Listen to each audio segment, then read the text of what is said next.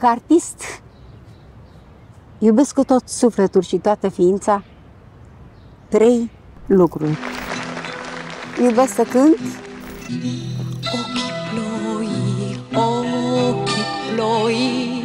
iubesc poporul român și iubesc credința mea ortodoxă, binecuvântată cu iubirea bunului Dumnezeu.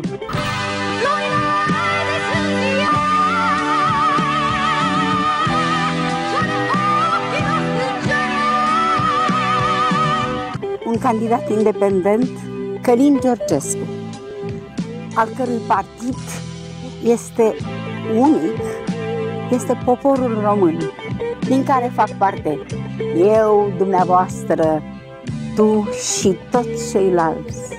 Un român pentru poporul român, un președinte pentru România, un înalt demnitar de stat pe care cred că îl merităm. Un președinte pentru România, Călin Georgescu.